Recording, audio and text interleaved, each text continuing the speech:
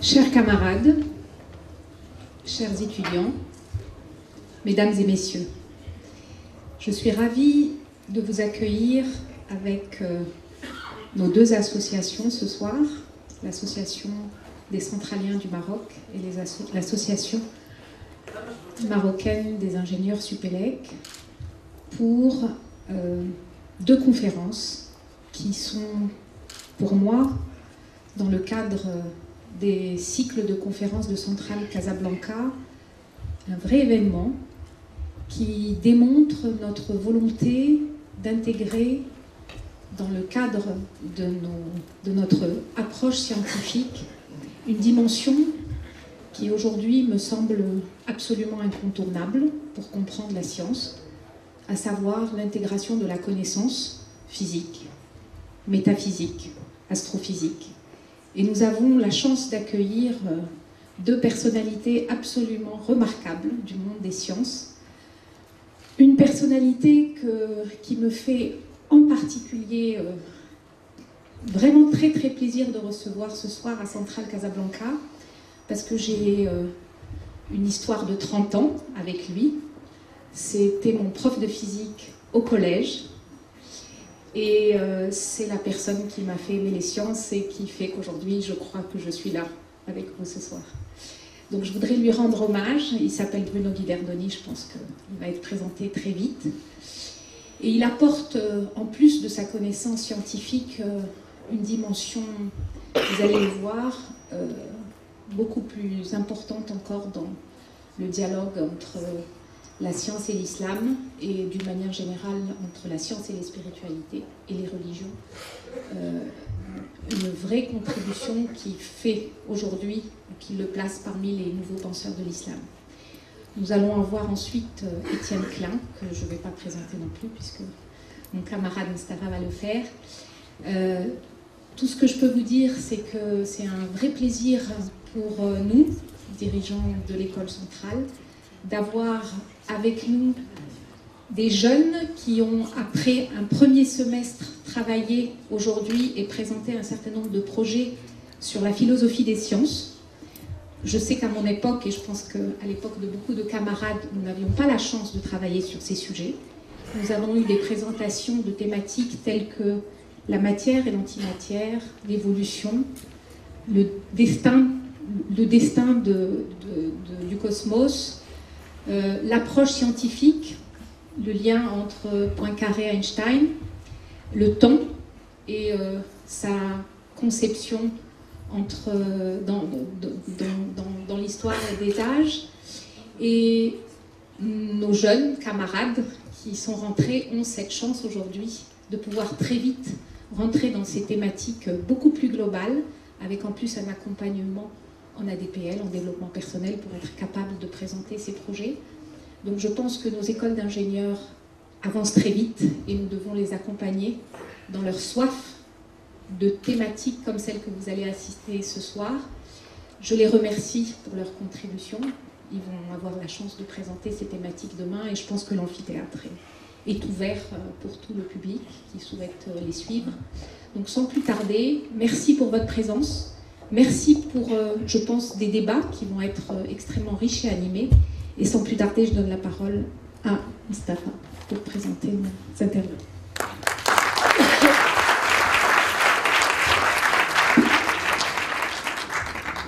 Merci beaucoup Rita, merci pour l'école centrale Casablanca de nous accueillir ce soir dans le cadre de la 3e édition des soirées des sciences et découvertes. C'est un moment particulièrement émouvant. Nous avons l'habitude d'organiser des conférences, des événements de ce style, mais je pense que c'est bien la première fois que nous organisons un événement en partenariat avec l'école centrale Casablanca et dans les locaux de Centrale Casablanca. C'est un moment émouvant aussi parce que nous avons parmi nous aujourd'hui le camarade qui a été le promoteur de ce projet, la personne qui a tout donné, qui a tout fait pour que ce projet devienne réalité. Je pense à Ahmed Chami, centralien et ancien ministre de l'Industrie du commerce. Je voudrais vous souhaiter à toutes et à tous au nom de l'association des centraliens et du Supélec, puisque nous sommes en train de fusionner nos structures. Donc, au nom de mes camarades centraliens et Supélec, je souhaiterais vous souhaiter la bienvenue et vous dire tout le plaisir que nous avons à vous accueillir ce soir dans le cadre de cette 3e édition des soirées Sciences et Découvertes. La plupart d'entre vous ont déjà assisté à la première édition qui a eu lieu en 2013, qui était animée par Kamel Oudreri, donc un brillant physicien marocain qui évolue dans les structures de la NASA. L'année dernière, nous avons eu le plaisir d'accueillir Rachid Yazami, un autre contemporain, qui évolue aussi à Singapour et qui fait partie, c'est l'un des co-inventeurs de la pile à lithium. Et donc nous avons ces soirées-là doivent leur succès. Et je pense que votre présence nombreuse aujourd'hui et votre réponse de manière massive à notre invitation le prouve. Elles doivent donc ce succès à l'intérêt croissant que vous toutes, vous tous, vous portez aux avancées scientifiques et technologiques qui sont réalisées. Cela n'est pas étonnant pour les ingénieurs que nous sommes pour la plupart ce soir, et les ingénieurs qui gardons donc des liens très forts, des liens indestructibles avec notre formation de base, quels que soient nos parcours de carrière et quelles que soient les fonctions que nous occupons. Je voudrais adresser un remerciement tout particulier à mes amis des associations d'alumni de Paris Tech. Donc je pense particulièrement au groupe des mines, et représenté par son président, mon ami Saïd Khmidouche, au groupe X Maroc, également fortement représenté quand j'ai vu la liste des inscrits, au groupe à l'amicale des ponts et chaussées, représenté par Steve Abdouli. Et je ne citerai pas toutes les écoles, mais vraiment, je pense que tout le microcosme des grandes écoles françaises est aujourd'hui représenté. Je tiens à les en remercier. Il y a même des écoles de commerce. J'ai vu les inscrits, il y a aussi des écoles de commerce. Donc ça fait toujours plaisir de les avoir parmi nous. Je voudrais également remercier mes jeunes camarades parce qu'il y a pas mal de jeunes de la première promotion de l'école centrale Casablanca qui sont parmi nous, ce qui va militer favorablement dans la réduction de la moyenne d'âge de la salle. En tout cas, c'est toujours un plaisir de les avoir avec nous. Je voudrais bien sûr dire tous mes remerciements à la direction de l'école centrale Casablanca, à Rita Chlou, la directrice générale, à Gilles Glaise, le directeur des études, à Philippe Dufourc, le directeur adjoint, et à Philippe Dufourc, le directeur des études, qui ont déployé tous leurs efforts pour rendre l'événement de ce soir possible. Et donc, je tiens à les en remercier. Si vous permettez, je vais dire 2 mots sur la communauté des centraliens et du Supélec. C'est une communauté qui réunit les diplômés des 2 écoles, de Centrale Paris et de Supélec, et qui représente aujourd'hui 1 millier de diplômés, soit marocains, soit résidents au Maroc. Donc il y a 1 millier d'adhérents entre les deux associations. Les 2 associations sont en cours de fusion, donc ça va vraiment se faire dans les mois qui viennent. Et ceci s'explique par les fusions des 2 écoles. Donc Centrale et Supélec ont fusionné à partir de janvier 2015. Et pour créer un nouvel établissement qui s'appelle Centrale Supélec et qui forme 2000 ingénieurs par an, 1000 ingénieurs par an, 500 docteurs et 500 masters, ce qui en fait probablement l'un des acteurs majeurs de la formation et de la recherche dans le domaine de l'ingénierie en Europe. Et un ensemble qui est intégré au cluster Paris-Saclay, qui regroupe d'autres universités, d'autres grandes écoles, et qui a une ambition de figurer à horizon 2020 dans le top 15 des universités mondiales selon le classement de Shanghai. Donc une ambition très, très forte. Pour la conférence ce soir, nous avons le plaisir et la chance d'avoir avec nous, comme le disait Rita, 2 éminents conférenciers qui vont intervenir successivement sur 2 sujets d'un intérêt primordial, majeur. Le premier, donc, sur le cosmos de l'islam, où notre conférencier s'appuiera sur quelques exemples tirés de l'astronomie pour aborder la question du rapport entre science et religion en islam. Et la seconde conférence traitera du Big Bang et de l'origine de l'univers, un sujet plus classique, me direz-vous, mais qui sera animé par Étienne Klein, qui n'est pas là pour le moment, et je pense qu'il est en train d'arriver, il sera là dans quelques instants. Juste pour vous présenter notre conférencier, donc Bruno Guidordini, bonsoir. Donc vous êtes astrophysicien, vous êtes directeur de recherche au CNRS, spécialisé dans la formation des galaxies. Vous dirigez actuellement l'Observatoire astronomique de Lyon et vous êtes l'auteur de nombreux articles scientifiques. Pardon.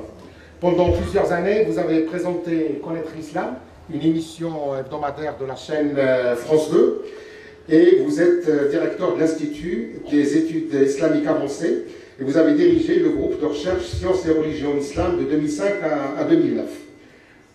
Je souhaitais donc, au nom de tous mes camarades et tous les participants, vous remercier d'avoir accepté notre invitation. Et donc, sans trop tarder, je vous cède la parole. Merci beaucoup.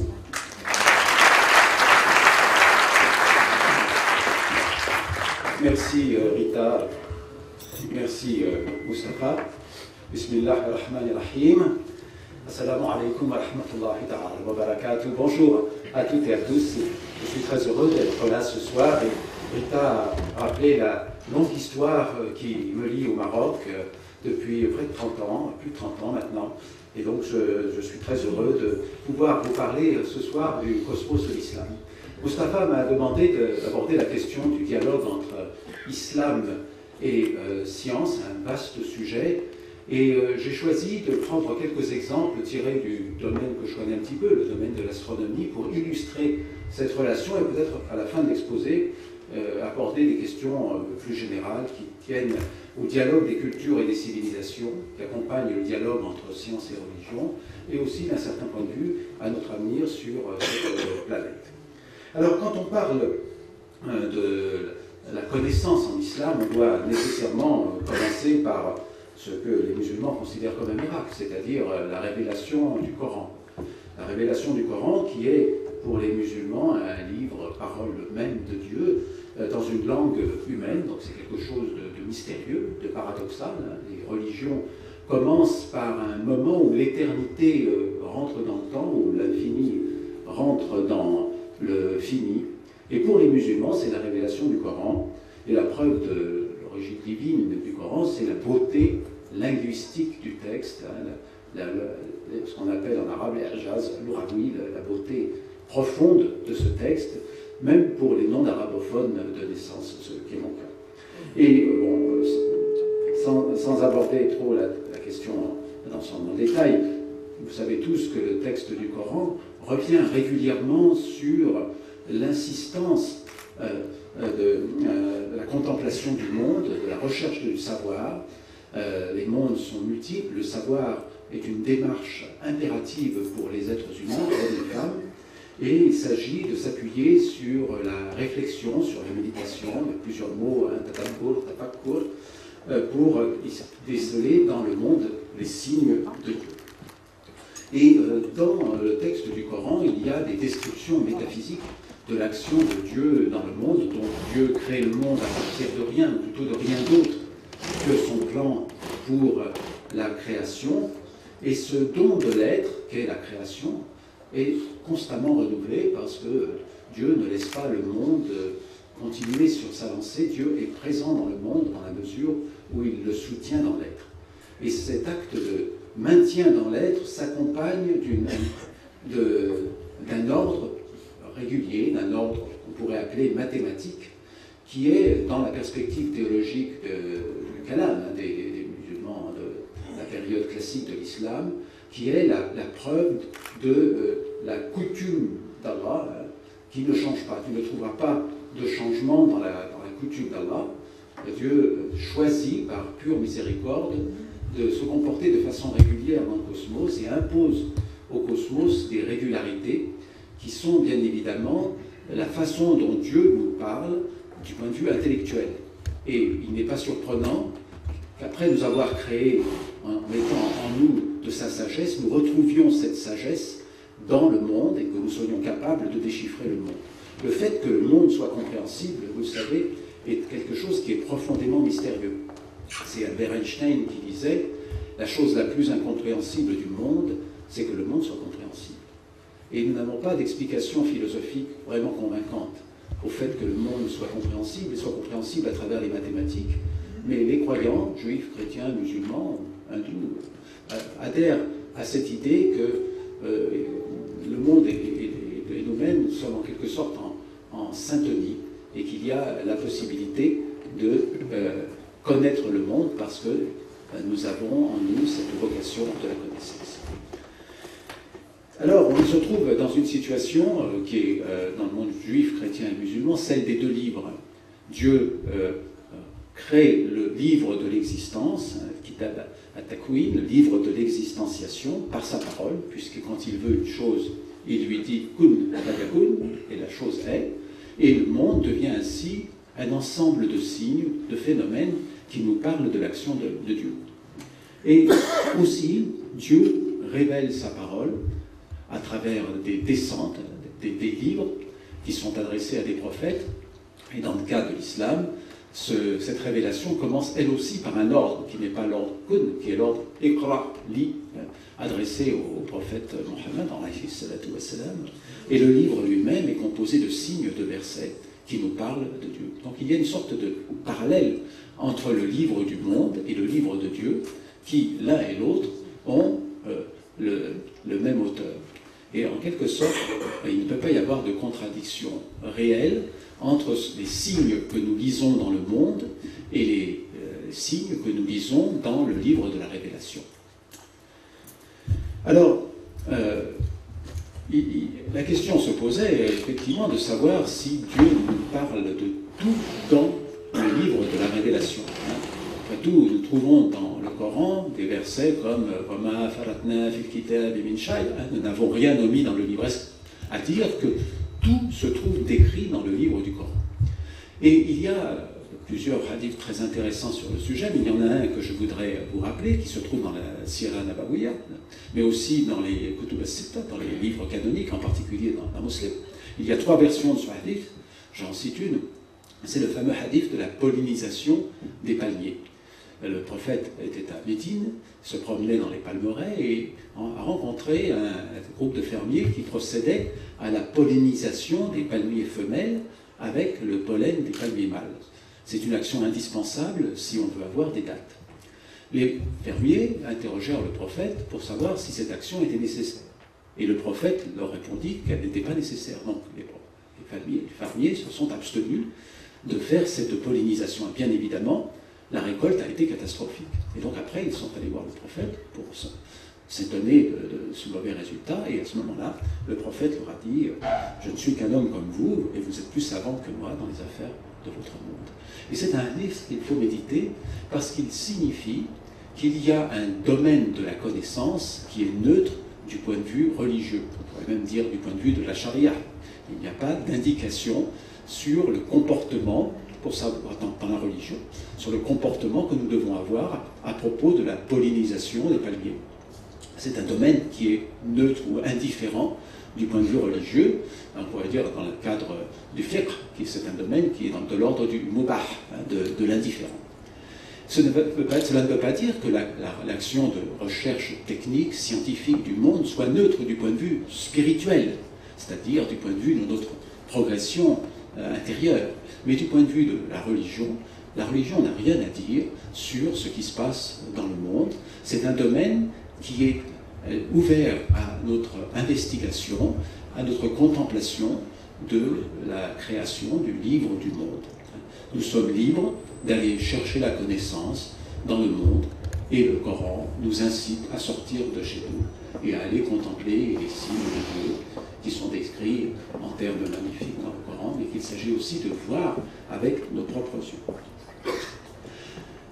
Vous le savez, le monde musulman s'est répandu, l'islam s'est répandu très rapidement, a créé un monde musulman très grand, avec les califats d'abord omeyyades puis abbassides, Et au moment du califat abbasside, lors de la récupération de tous les domaines de connaissances dans cette grande entreprise de traduction dont je parlerai tout à l'heure, le monde musulman a rencontré la science grecque et a commencé à voir apparaître des contradictions apparentes entre les résultats de la démarche philosophique et scientifique d'origine grecque et ce que les théologiens de l'époque comprenaient du texte sacré, du texte de la Révélation.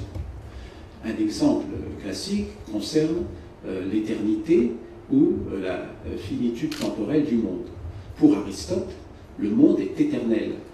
Et Aristote considère qu'il démontre, avec ses arguments à lui, qui sont peut-être considérés maintenant comme non valables, mais qu'il démontre que le monde est éternel. Or, pour l'immense majorité des théologiens musulmans de cette époque, mais aussi des théologiens juifs et des théologiens chrétiens, le monde a été créé dans le temps. Il n'est pas éternel, il a une durée finie. Et il aurait pu ne pas être, c'est-à-dire qu'il n'est pas nécessaire. Il résulte d'un choix libre de Dieu. Donc il y a, à ce moment-là, une contradiction qui apparaît entre le donné de la révélation et le donné de la raison, le donné de la démarche rationnelle. Comment résoudre cette contradiction? Et il y a eu un grand moment de réflexion philosophique et théologique au sein du monde musulman, illustré par deux figures très connues, Al-Razali et Ibn Rushd, qui ont vécu dans des endroits différents du monde musulman. Al-Razali à Bagdad, Ibn Rushd à Cordoue, à Cordoba, et ils ne se sont pas connus, mais Ibn Rushd s'est adressé en quelque sorte à Al-Razali dans la réflexion sur ce sujet. Et le thème qu'ils abordent l'un et l'autre est celui de savoir si la raison humaine est capable d'atteindre la vérité. Et l'un et l'autre sont bien d'accord pour affirmer que la raison humaine est un don que Dieu fait à l'homme. Cette raison est en quelque sorte garantie par la miséricorde de Dieu. Comme Dieu est un, il ne peut pas y avoir au fond de double vérité, c'est-à-dire une vérité scientifique qui serait différente d'une vérité religieuse.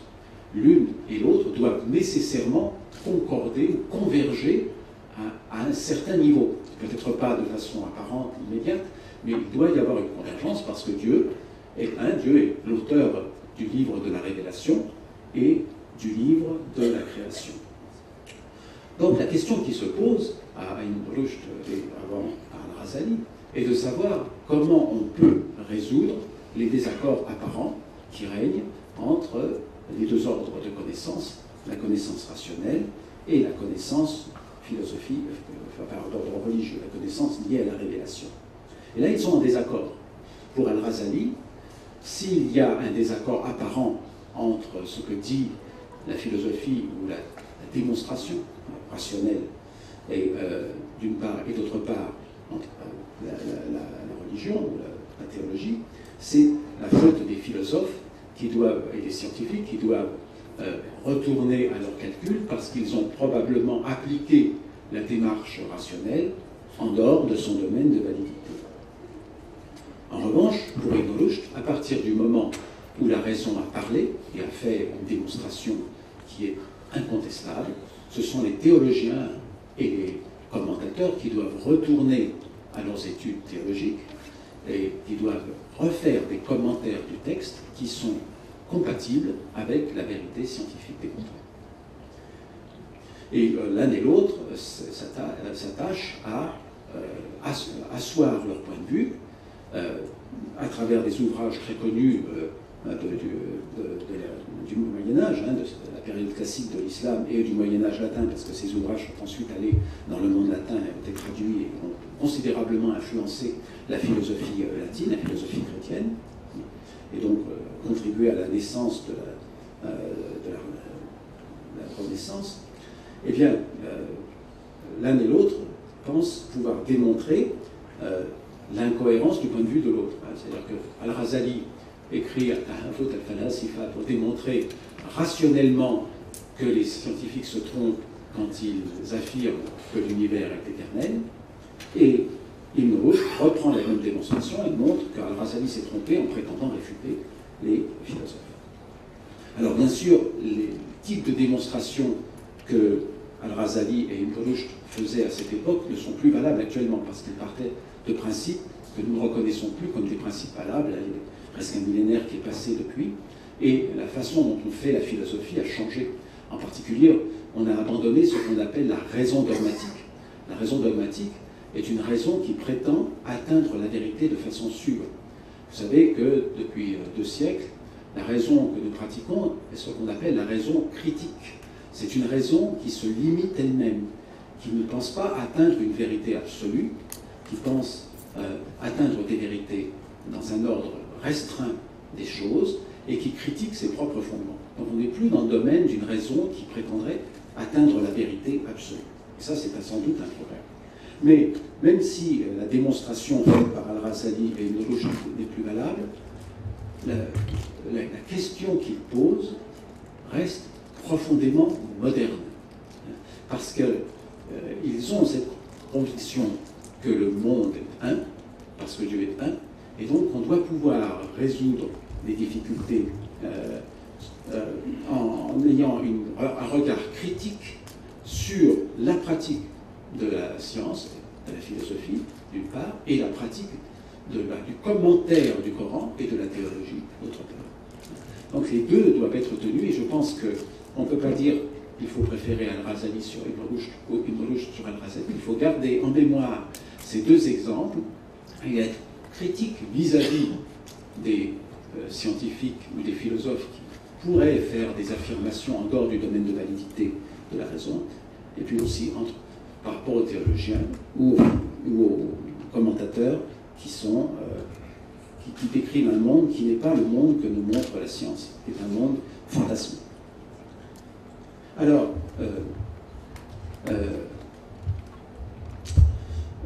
pour ce qui est de la question de l'origine temporelle du monde, ce qui les intéresse plus particulièrement, c'est l'œuvre d'Avicenne, Ibn Sina. Pour Ibn Sina, Dieu est le seul être nécessaire, par lui-même, bidatihi, par lui-même. Mais il est khaliq, il est créateur de toute éternité. Et donc il ne cesse de créer le monde de toute éternité. Dieu est tellement intelligible, il est tellement plein de lumière rayonnante, qu'il ne peut pas ne pas créer le monde, et le monde devient nécessaire par un autre que lui, biraïbihi, c'est-à-dire par Dieu.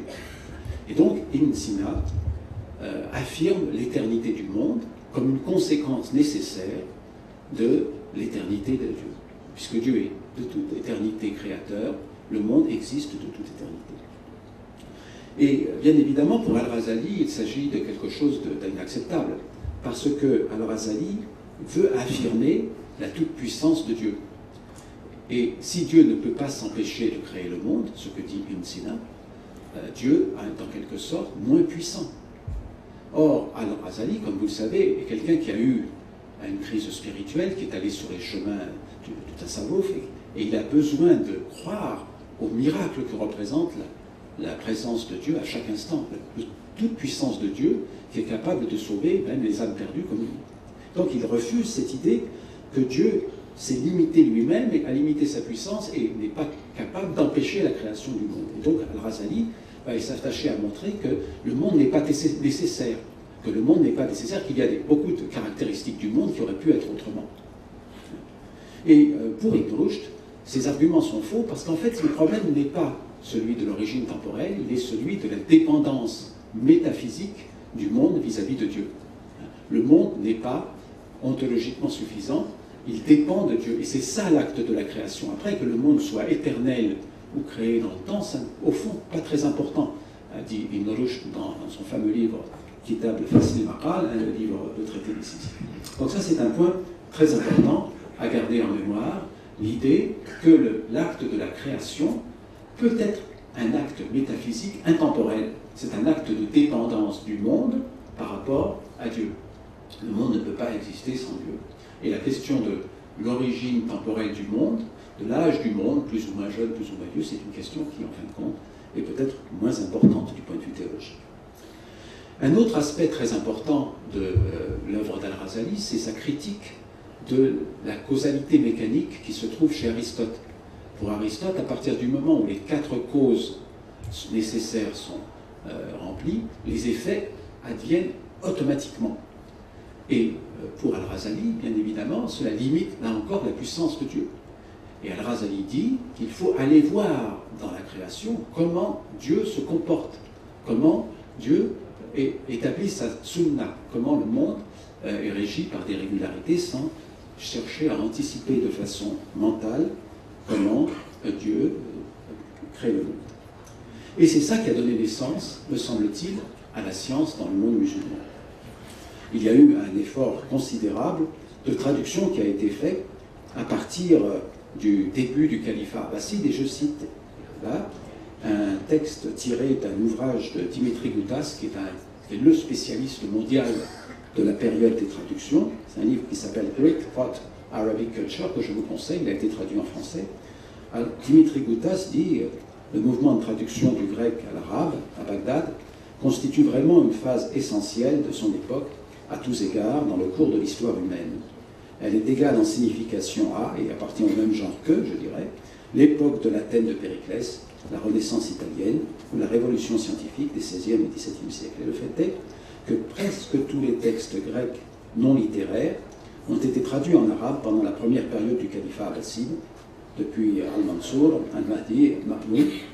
Et ça a représenté un effort absolument incroyable qui a été porté par l'ensemble des composantes du corps social du monde musulman, pas simplement les califes, mais aussi les astrologues, les médecins, les militaires, les ingénieurs, les théologiens, les ulama, les fuqaha, etc. Pour toutes sortes de raisons.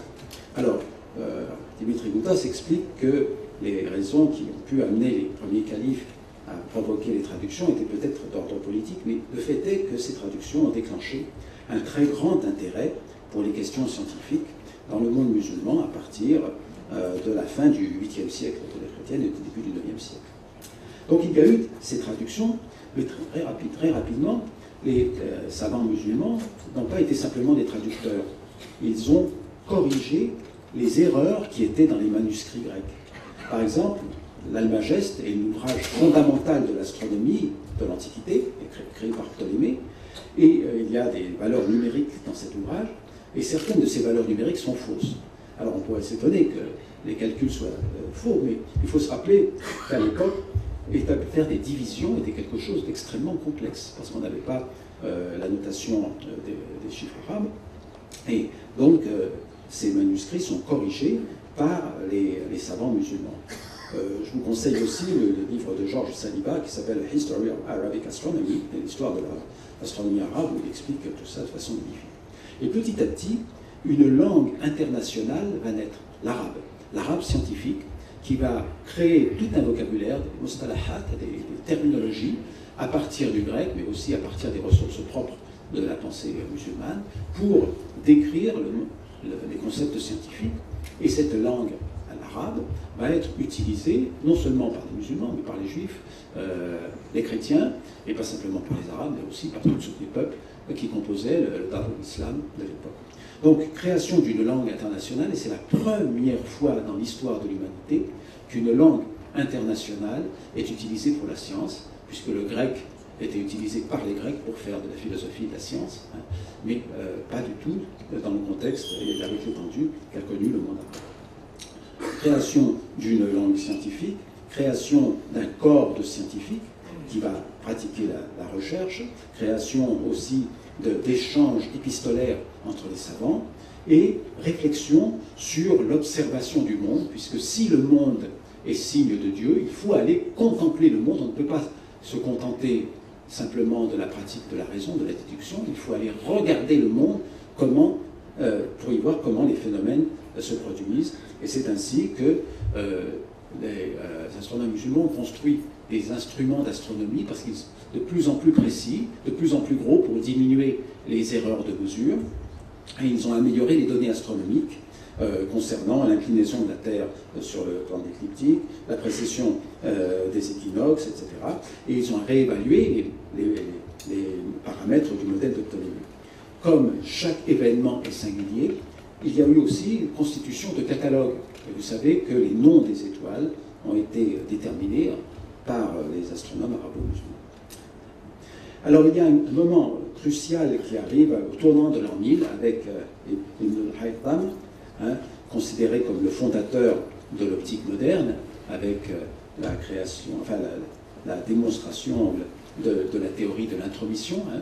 On pensait à l'époque que la lumière existait en fonction de l'être humain, c'est-à-dire qu'il y avait dans l'œil un regard, un rayon qui allait chercher les images des objets et qui les ramenait vers l'œil.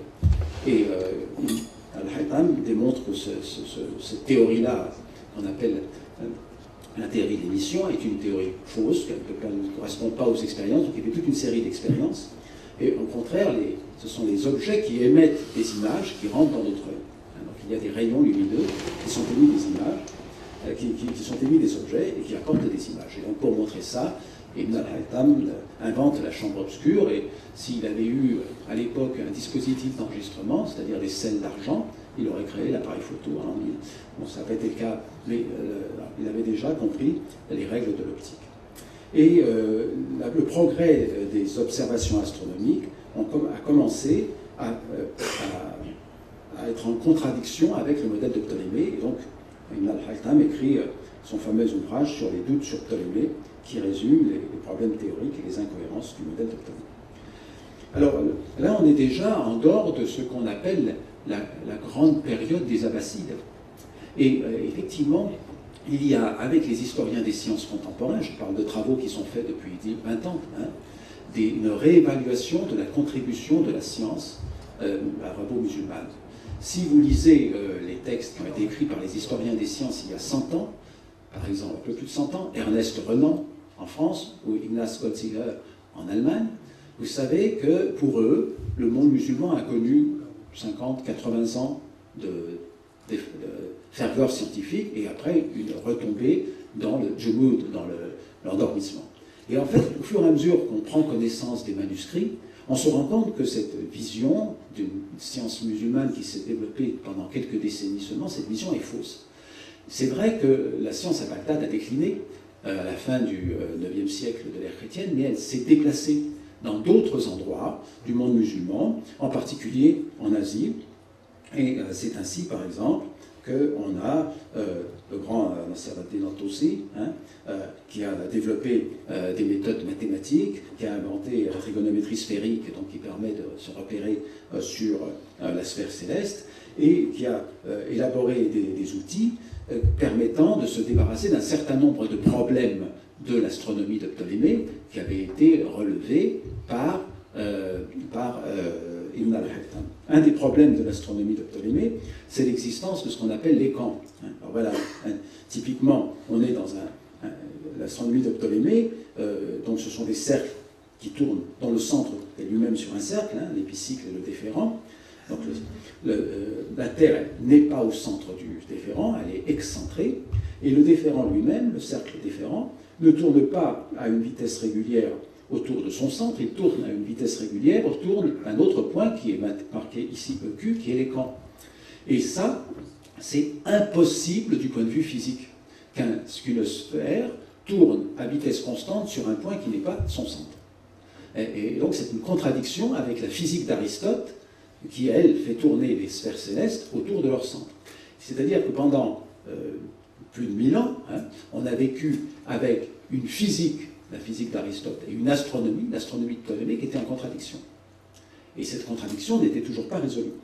Et voilà qu'avec Toussi, on va se débarrasser des coins, et on va pouvoir nourrir des modèles, comme celui d'Ibn al-Shatir, au XIVe siècle à Damas. Donc on a encore bougé, ici on n'est plus du tout au même endroit, on n'est plus à Bagdad, mais on est dans un autre contexte où, en simplifiant le modèle, toujours géocentrique, on va avoir pour la première fois des améliorations par rapport au modèle de Ptolémée. Donc amélioration des observations, amélioration de la théorie mathématique, et donc, in fine, amélioration des modèles qui sont plus précis que les modèles de Ptolémée. Et ces modèles sont cités par Copernic dans son fameux ouvrage de la Révolution des orbes célestes, qui est l'ouvrage fondateur de ce qu'on appelle la révolution scientifique, la Renaissance. Georges Saliba montre que Copernic non seulement a été influencé par des astronomes arabo-musulmans qu'il cite nommément dans son livre, des Revolutionibus, la Révolution, mais il a même probablement vu des manuscrits, parce que les manuscrits en latin, les diagrammes dans les manuscrits en latin du livre de Copernic, et les diagrammes, par exemple, dans les manuscrits de Toussi, sont identiques. Ce sont les mêmes diagrammes avec les mêmes lettres en latin d'un côté et en arabe de l'autre. Donc il y a eu des influences, et la question se pose évidemment de comprendre comment ces influences ont eu lieu. Mais c'est pour vous dire qu'on est en train de réécrire avec les ouvrages de Georges Saliba, par exemple, et d'autres, de réécrire l'histoire des sciences, de refuser complètement la vision de Renan et de Goldziher, qui était une vision qui isolait une petite période de floraison de la science musulmane et puis une grande période du Moyen-Âge. On est en train de réécrire ça complètement pour être maintenant dans une vision où il y a beaucoup plus de continuité, où depuis l'époque des traductions et depuis Ibn al-Haytham et Toussi et les autres, c'est finalement un même mouvement qui a amené ensuite à la Renaissance en Europe. Et donc c'est une écriture très importante parce que c'est effectivement la prise de conscience que la science est un effort qui engendre en quelque sorte les divisions entre les cultures, entre les civilisations. C'est un effort commun à toute l'humanité. Alors il y a un dernier nom dont je voudrais vous parler. Alors on saute encore un siècle, on est en Asie centrale, à l'observatoire d'Ulugh-Beg, qui est un des premiers observatoires professionnels, où on fait des catalogues, on détermine toute une série de données astronomiques, et un grand astronome qui s'appelle Ali Kouchi a vécu donc au XVe siècle, on est là un siècle avant Copernic, et il a une attitude qui consiste à défendre l'indépendance de la science par rapport à la philosophie. La science est une démarche indépendante qui doit se développer selon ses principes propres. Et il est donc très à l'aise, à l'écrocher, pour réfuter les arguments d'Aristote en faveur de la stationnarité de la Terre. Aristote donne plusieurs arguments, il en donne 3, à propos de la stationnarité de la Terre. Il montre que la Terre est stationnaire, elle ne peut pas bouger, elle ne peut pas tourner sur elle-même. Il en donne 3. Un de ces arguments est très connu, c'est le fameux argument de l'oiseau qui s'envole de son nid. Si la Terre bouge, l'arbre et le nid bougent pendant que l'oiseau est en l'air, et donc l'oiseau ne devrait pas retrouver son nid. Et ces arguments, en fait, qui sont encore, comme vous le savez, répandus chez certaines personnes actuellement, ces arguments sont réfutés très facilement à partir du moment où on voit, par exemple, un bateau qui navigue sur un fleuve, disons le Nil. On peut faire l'expérience de faire tomber une pierre à partir du mât. La pierre ne tombe pas à l'arrière du bateau, alors que la pierre n'est plus en contact avec le bateau. Donc, si le bateau avance pendant que la pierre est dans l'air au moment de sa chute, la pierre devrait tomber à l'arrière du bateau. Maintenant, la pierre tombe au droit du mât. Pourquoi? Parce que c'est le principe de l'inertie, que nos étudiants connaissent bien. La pierre garde la vitesse du bateau, même quand on l'a lâchée, donc elle continue de tomber. Elle a aussi la vitesse du bateau, la vitesse horizontale, et puis elle acquiert une vitesse verticale du fait de la gravitation terrestre. Donc on est dans des réfutations qui sont assez aisées, pourvu qu'on ne vénère pas Aristote comme celui qui a dit la vérité. Et Ali Kouchi, donc, se débarrasse de ces arguments. Et je vous conseille les livres de Jamil Rajab, qui est un historien d'origine turque, qui travaille aux États-Unis, qui a écrit des articles vraiment extrêmement intéressants sur le sujet. Donc on est vraiment dans une attitude qui construit la science moderne, une science indépendante des a priori philosophiques. Alors la question, bien évidemment, est de savoir pourquoi nous n'avons pas eu un Copernic dans le monde musulman. On sait par Al-Biruni qu'il y avait des astronomes héliocentristes dans le monde musulman, puisqu'Al-Biruni en parle. Mais on n'a pas encore retrouvé les manuscrits. Il faut voir qu'il y a beaucoup de ces manuscrits ont été dispersés, beaucoup ont été détruits au moment du sac de Bagdad par les Mongols, beaucoup ont été dispersés aussi et sont encore actuellement dans les bibliothèques du monde occidental où ils sont en attente de chercheurs qui viendraient les étudier et les traduire. C'est vraiment une entreprise qui est en cours pour récupérer l'ensemble du patrimoine scientifique du monde musulman et il faut le faire même si peut y avoir d'autres priorités.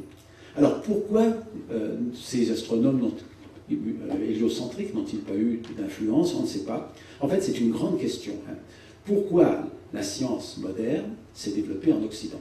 Un grand historien des sciences qui s'appelle Joseph Needham, qui est un spécialiste de la Chine, a appelé ça « the grand question », la grande question. The grand question. la grande question. Il dit, il y a eu au moins 2 époques dans l'histoire de l'humanité où on était dans une situation comparable, technique et scientifique, comparable à celle du fin 14e, 15e siècle, début du 15e siècle du monde occidental. C'est la Chine il y a 2000 ans et le monde arabo-musulman dans cette période de développement de la science arabo-musulmane. Qu'est-ce qui a fait qu'il n'y a pas eu ce décollage? Alors, il y a des dizaines de livres qui ont été écrits sur le sujet, il y a des dizaines d'explications qui ont été données, des explications sur la nature de la langue, sur la religion. Oui, il faut avoir de la foi dans le Dieu créateur, parce que le Dieu créateur, c'est celui qui fait les lois. Donc il y a des lois dans le monde comme il y a des lois dans les livres sacrés. Donc, bon, alors, d'accord, mais les Chinois n'ont pas l'idée d'un Dieu créateur et ils ont quand même développé la science. Après, on va dire, mais non, mais il faut que ce soit uniquement les chrétiens, parce que les chrétiens ont l'incarnation. Donc voilà, l'homme est capable maintenant de comprendre le monde parce qu'il y a eu l'incarnation. Bon, en fait, ce que montre l'étude de ces arguments, c'est qu'aucun n'est vraiment très convaincant. Alors je vous rapporte au livre de David Kosandé, qui est un historien des sciences suisse, qui a écrit un livre très intéressant qui s'appelle Le secret de l'Occident, où il passe en revue les dizaines d'explications qui ont été données, et in fine, aucune n'est vraiment convaincante. Et Kosandé propose une explication toute bête. Il dit peut-être que c'est juste parce que l'Europe était très découpée du point de vue géographique. Et il y avait des zones isolées par des mers, par des montagnes. Donc ça a pu créer des États qui étaient suffisamment séparés pour être différents, mais en même temps qui pouvaient communiquer les uns avec les autres. Donc ça a fait de l'émulation, la compétition. Et c'est cette compétition qui a donné naissance à la science. Voilà, ça c'est un des arguments possibles, mais bon, Kosandé propose ça comme un autre argument possible, comme d'autres arguments pourraient être reçus. En fin de compte, on ne sait pas. On ne sait pas pourquoi la science s'est développée dans le monde chrétien et pas dans le monde musulman, dans le monde chinois. Mais peut-être que c'est aussi une erreur de perspective, et ça c'est une lecture également que Kosandé propose, parce que c'est une réécriture de l'histoire par l'Occident qui, à un moment donné, a voulu justifier sa suprématie culturelle, militaire, coloniale, et qui a trouvé comme ça la façon de justifier cette supériorité. Donc peut-être qu'il n'y a pas eu de développement de la science, un miracle scientifique occidental, et peut-être que c'était juste une continuité qui a duré pendant des siècles et des siècles avant l'avènement de Copernic, de Galilée, etc. Parce que les œuvres de Copernic, de Galilée, de Newton n'auraient pas été possibles s'il n'y avait pas eu leur devancier. C'est Newton qui disait « j'ai vu plus loin que les autres hommes, mais c'est parce que j'étais assis sur les épaules de géants ». Les géants, c'était ceux qui étaient connus avant. Voilà. Alors, maintenant, après ce petit tour d'horizon historique, la question se pose des relations entre la science et la foi actuellement dans le monde musulman. Et on pourrait dire que ce thème-là est finalement celui de la science islamique. Peut-il y avoir une science islamique? Qu'est-ce que ça veut dire, une science islamique? Quelle est la signification qu'on met dedans? Et là, il y a 3 courants principaux dans le monde musulman actuellement. Il y a le courant qu'on appelle moderniste, qui consiste à dire que la science islamique, c'est la science tout simplement qui est pratiquée par des musulmans, par des scientifiques musulmans, mais la science est universelle, il n'y a pas une science juive, une science chrétienne, une science musulmane, une science hindoue, etc. C'est juste la science telle qu'elle est pratiquée avec les mêmes méthodes, mais par des savants qui sont par ailleurs des musulmans. Alors il y a un autre courant qui est né il y a quelques décennies, qu'on appelle le courant reconstructionniste. Un mot un peu complexe. Ce courant s'inspire des travaux des historiens et des philosophes des sciences du XXe siècle qui ont montré que la science elle-même était une construction sociale, même s'il y a évidemment une part de vérité très importante dans la science, une part d'efficacité qu'on voit à travers la technologie, il y a aussi une part d'idéologie. La science, elle est fabriquée dans un contexte particulier, elle s'imprègne d'un certain nombre de valeurs, elle se donne des priorités qui sont celles de la société où elle émerge. Et, disent les défenseurs du courant reconstructionniste, le monde musulman doit faire ce travail de récupérer la science, mais de la reconstruire à partir des valeurs du monde musulman. C'est-à-dire, par exemple, des valeurs de justice, de respect de la nature. Donc il y a une reconstruction qui est nécessaire. On ne peut pas adopter la science telle qu'elle, il faut la reconstruire au sein du monde musulman.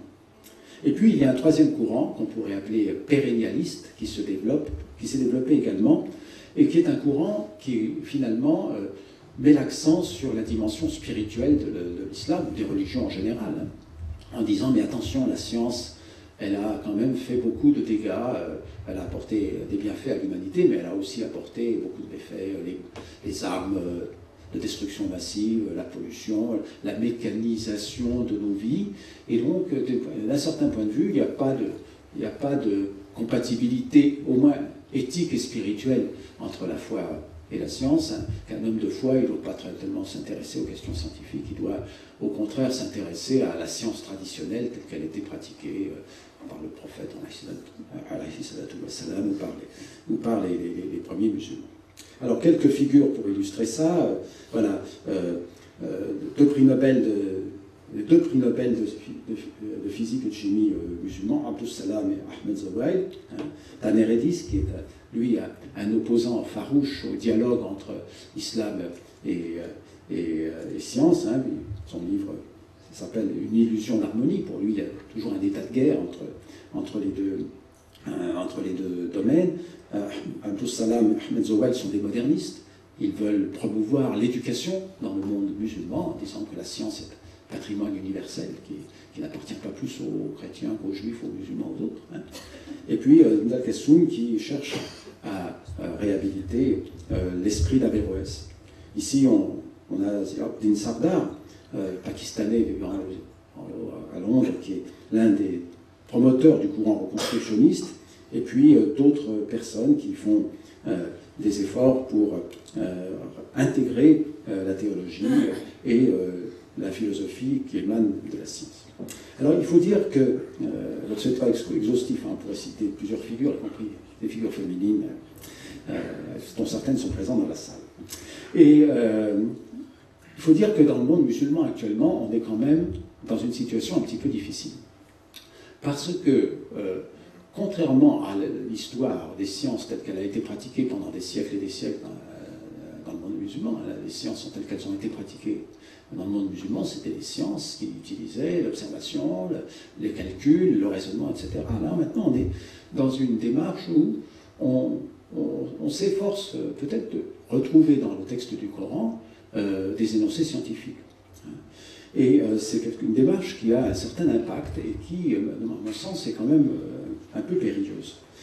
Pendant la période classique de l'islam, il y a 1000 ans, on lisait le verset qui disait « Ne considérez-vous pas comment Dieu a créé 7 cieux en couches ?» C'est merveilleux. Les 7 cieux, c'est la physique d'Aristote et de Ptolémée, et l'astronomie de Ptolémée. Il y a effectivement 7 cieux.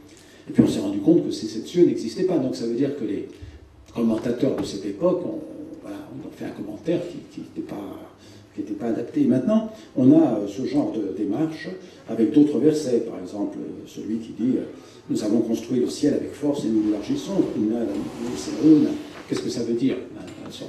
Bon, est-ce que ça veut dire qu'il y a une allusion à l'expansion de l'univers? C'est quelque chose d'assez dangereux de dire ça. Hein, parce que quand on lit dans le texte, en fait, ça fait allusion à la construction du monde comme on établit une tente. Hein. On étend la toile de la tente sur un pilier, et puis on déroule ensuite un firage, c'est-à-dire un tapis, hein, pour meubler la tente. Et donc c'est la métaphore, le symbole qui est utilisé par Dieu pour parler de la création, et pas forcément un terme qui est trop sollicité pour décrire l'expansion du ciel. Alors, ce genre de raisonnement a amené à des aberrations comme qu'on appelle la jaz almi, c'est-à-dire le fait qu'il faut aller chercher dans le texte du Coran des énoncés qui ne correspondent pas à l'état des connaissances à l'époque. Et donc, qui serait la preuve de la nature divine du Coran. Alors que, je vous rappelle que du point de vue traditionnel, ce qui est la preuve du Coran, c'est sa beauté linguistique, c'est la force de ses images, et pas du tout des découvertes qui seraient simplement comprises maintenant, comme si les musulmans des 14 siècles qui viennent de s'écouler n'avaient pas compris les versets du Coran. En fait, ce qui manque, c'est l'idée du symbolique. Hein. Si le Coran n'a qu'un sens, voilà, il est aplati. Il est aplati à la mesure de notre compréhension. Alors qu'en fait, il s'agit d'un texte symbolique qui propose des mythes et des symboles, Matal, Rams, parce que le langage des mythes, et c'est pas un mot faible, hein, est capable d'exprimer beaucoup plus que ce que le langage rationnel peut exprimer. Hein. Il y a beaucoup de choses qui ne sont pas exprimables en termes logiques, mais qui sont quand même de l'ordre de la connaissance et qui sont intéressantes. Et ce sont peut-être les choses les plus importantes. Donc les allusions permettent de dire certaines choses qui ne peuvent pas être transmises par des expressions claires. Et le Coran est avant tout un livre allusif, un livre qui parle du mystère de notre vocation humaine. Et ça, c'est malheureusement oublié par les gens qui veulent faire de la propagande. Je ne parle pas de Hamid Yahya, qui est le promoteur du créationnisme emprunté aux créationnistes évangéliques américains. Vous savez que le créationnisme, ce n'est pas la doctrine de la création. La doctrine de la création, c'est une doctrine philosophique et théologique vieille de milliers d'années. Le créationnisme, c'est une façon fondamentaliste d'avoir un rapport avec la science en disant non, la science se trompe, le monde a été créé il y a 5 000 ans, 6 000 ans, 4 000 ans, et en 6 jours de 24 heures, etc. C'est une position qui est défendue par des courants évangéliques américains et qui a été exportée dans le monde musulman à travers la Turquie, et en particulier ce prédicateur qui s'appelle, dont le surnom est Hamid Yahya, et qui fait beaucoup de dégâts intellectuels. Bon, il y a d'autres là, Zarloul al-Nagar. Donc le message, c'est qu'il faut faire très attention, et c'est vraiment rabaisser le niveau du dialogue entre la théologie et la science, hein, ou la philosophie, de le placer à ce niveau d'un concordisme de bas étage. Donc je vous rappelle que la création, c'est avant tout une question théologique. Alors on peut penser que ça n'a pas de sens, mais pour les théologiens, c'est la dépendance du monde vis-à-vis de Dieu, une dépendance ontologique. C'est quelque chose qui est déconnecté de l'origination temporelle. Hein. L'origine temporelle, bon, c'est un grand problème scientifique, on va l'entendre tout à l'heure avec le professeur Étienne Klein. C'est un problème scientifique qui n'est pas aisé à aborder, hein, mais c'est quelque chose qui doit être déconnecté d'une réflexion métaphysique sur ce qu'est le réel ultime, dans la mesure où on peut aborder cette question-là.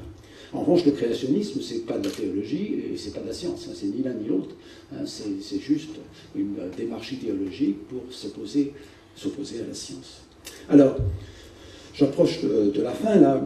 Je pense qu'on a, pour aborder la question des dialogues entre science et, d'abord, et j'en ai parlé tout à l'heure, la nécessité de retrouver la mémoire du passé, pas simplement la mémoire, mais l'histoire des sciences, à travers les traductions et les éditions des manuscrits et des grands scientifiques musulmans, sans nostalgie ni victimisation, parce qu'il y a aussi le double danger de dire c'était mieux avant, d'une part, et d'autre part de dire que nous avons été victimes constamment de la réécriture de l'histoire des sciences par d'autres, hein, et ce n'est pas une attitude positive pour aborder ce dialogue. Il faut bien sûr se débarrasser des deux pathologies que constituent le créationnisme et le concordisme. Hein. Non, le texte du Coran ne vise pas à faire des énoncés scientifiques, il a un autre but, il a un but spirituel, il a un but éthique, mais il n'a pas comme but de nous apprendre des choses alors qu'il nous dit qu'il faut aller dans le monde pour regarder les signes, pour aller contempler les phénomènes qu'il décrit d'ailleurs en images superbes. Et donc, abandonnons le créationnisme, abandonnons le concordisme, et essayons d'avoir l'attitude qu'avaient les savants il y a 1000 ans. Hein. Ibn al-Haytham, al-Biruni et autres n'étaient pas des concordistes. Ils cherchaient à faire de la science avec les moyens de la science, l'observation, la déduction et l'induction. Et puis, bon, il est bien clair que la science est universelle, je crois. Je pense qu'on est tous convaincus ici dans cette salle, mais il y a aussi des aspects éthiques de la science qui sont de plus en plus prégnants actuellement dans un contexte de globalisation, avec des enjeux techniques relatifs à la survie de l'humanité au XXIe siècle, au partage des ressources, hein, des enjeux éthiques qui deviennent de plus en plus significatifs. Donc la science doit se développer librement, et dans ce domaine-là, qui est un domaine difficile, on doit apprendre, nous musulmans, à gérer la diversité interne. C'est quelque chose que nous ne savons pas très bien faire. Alors, j'aime bien terminer en montrant cette image qu'on considère vraiment comme une image fondatrice de notre conception du monde actuel. Hein. C'est l'image d'astronomie qui a été prise par le télescope Hubble dans un tout petit coin du ciel. Hein, 11 archiminutes carrés, ça représente environ 1/100 de la surface apparente de la pleine Lune. Et le télescope Hubble, qui est donc le télescope spatial de la NASA et de l'ESA, qui est en orbite autour de la Terre à centaines de kilomètres d'altitude, a posé pendant environ 300 heures dans cette toute petite zone pour essayer de regarder le plus loin possible la configuration des astres. Et voilà, après ces 300 heures de pause, on se trouve avec cette image où il y a environ 10 000 taches. Alors quelques-unes de ces taches sont en fait des étoiles dans notre Voie lactée. Ce sont des étoiles qui se situent à quelques années-lumière, quelques dizaines d'années-lumière, quelques centaines d'années-lumière. Mais la plupart des taches qu'on voit sur la photo sont des galaxies, c'est-à-dire des ensembles d'environ 100 milliards d'étoiles qui se situent à différentes distances, hein, puisque la lumière voyage à une vitesse finie, donc quand on regarde loin, on regarde en fait dans le passé de l'univers, au moment où la lumière a été émise. Les objets les plus gros sur la photo sont observés tels qu'ils étaient il y a 2, 3, 4 milliards d'années. Et puis les objets les plus petits, qu'on voit à peine hein, sur cette photo, mais, avec la lumière, là, qui sont là, sont observés tels qu'ils étaient il y a 10 milliards d'années. Donc on a la capacité de sonder le passé de l'univers à travers ce regard de l'astronome. Et en fait, il y a 10 000 galaxies, ce qui fait qu'on est sur la surface céleste, de la sphère céleste, hein, à 40 000 degrés carrés, à un nombre de galaxies d'environ 100 milliards. 100 milliards de galaxies dans l'univers observable avec le télescope, chaque galaxie comprenant environ 100 milliards d'étoiles, donc ça fait 10 000 milliards d'étoiles. C'est la taille de l'univers observable qui est contemplée actuellement, c'est une immensité. Et maintenant, on commence à trouver des planètes autour des étoiles proches, et on pense que toutes les étoiles ont des planètes, et que beaucoup de ces planètes sont comparables à la Terre, au moins elles ont des masses comparables à la Terre, et elles se situent dans des zones qu'on appelle les zones habitables, à la distance des étoiles qui permet l'existence de l'eau liquide. Et la question se pose évidemment de savoir s'il y a la vie sur la Terre, sur ces planètes-là, une vie microbienne, hein, peut-être. Et c'est une question qui reste ouverte et qui peut-être sera abordée dans les décennies qui viennent, parce qu'on commence à avoir les outils, peut-être pour aller observer de loin certaines de ces planètes et identifier des signatures de la vie. Alors, c'est un panorama absolument considérable, bien évidemment, qui doit susciter notre admiration et qui est vraiment un support de contemplation pour les hommes et les femmes de foi. Hein. Ce monde-là, il doit renforcer notre admiration devant le Créateur, si on croit que le monde a été créé. Hein. La beauté de la création, la beauté du monde renforce notre admiration du Créateur. Donc on se trouve avec des pistes comme ça. On doit méditer sur un certain nombre de choses. Hein. Pour l'instant, on en est au stade de la méditation, puisqu'il n'y a pas de synthèse qui a été faite, et peut-être est-il souhaitable qu'il n'y en ait pas d'ailleurs, parce qu'il reste peut-être garder une tension de connaissance entre la connaissance de la foi et la connaissance de la raison. Mais il faut méditer sur le fait que le cosmos est régi par des lois, dans le cadre de ce qu'on appelle le naturalisme. Hein. Les phénomènes naturels ont des causes naturelles. Et d'un certain point de vue, je considère ça comme un hommage à la puissance du Créateur. Hein. On va dire, dans le Coran, en citant le Coran, tu ne verras pas de fissure dans la création du miséricordieux, retourne le regard, y vois-tu quelques failles, retourne le regard une seconde fois, ton regard reviendra lassé et sera épuisé. C'est-à-dire que voilà, le monde marche bien, le monde est régi par des lois qui fonctionnent, et ça prouve, d'un certain point de vue, pour un théologien, la puissance et la subtilité du Créateur. Et donc c'est quelque chose de très important. La vision que la science nous offre doit renforcer notre foi en tant que croyant. Et on se trouve dans une situation actuellement où le dialogue entre science et religion se développe au niveau mondial, essentiellement dans le monde chrétien, mais aussi dans le monde juif, dans le monde musulman, dans le monde hindou, pour différentes raisons qui sont liées à la globalisation et finalement à la situation des sociétés humaines actuellement. C'est vrai que les scientifiques, en particulier ceux qui travaillent sur ce qu'on appelle les nouveaux paradigmes, hein, sur la nouvelle vision du monde, sont à la recherche de philosophie et qui soient capables de réfléchir avec eux sur la question du sens. Hein. Qu'est-ce que le sens des choses que la science développe, que la science montre, les objets très abstraits que la science développe, sont-ils une description du réel? Ont-ils quelque chose à voir avec la réalité? Qu'est-ce que la réalité? Voilà des questions que les scientifiques posent et ils vont au devant des philosophes, mais aussi des théologiens, parce que les théologiens eux-mêmes ont besoin de savoir comment est le monde actuellement. Sinon, les avis qu'ils donneront seront complètement dénués de toute signification. Et il y a aussi une troisième raison qui amène ce dialogue à devenir important actuellement, c'est le fait que nous allons être amenés à prendre des décisions fondamentales sur l'avenir de l'humanité au XXIe siècle. À propos de l'environnement, vous avez tous suivi la COP21, il y aura la COP22 à Marrakech bientôt. Voilà, ça c'est la science qui apporte cette connaissance non seulement de l'état de la Terre actuellement, des processus de réchauffement climatique, mais aussi des prévisions, des prédictions sur ce qui se passera dans 50 ans, dans 100 ans, si nous ne faisons rien pour contrecarrer le réchauffement climatique en changeant nos habitudes de vie. Mais il y a aussi la question du partage des ressources, le développement durable, enfin l'éthique des biotechnologies, l'éthique de l'intelligence artificielle, des questions qui sont entre la science et la prospective, qui doivent être éclairées par des décisions collectives. Et toutes les religions, toutes les cultures de l'humanité doivent se déterminer par rapport à ces grandes questions. Et finalement, le dialogue entre science et religion devient un terrain pour le dialogue des civilisations, un dialogue des civilisations qui est plus que jamais nécessaire. Alors c'est sur ces éléments que je vais arrêter mon exposé et puis donc je vous remercie de votre attention et peut-être qu'il y aura la temps pour les questions.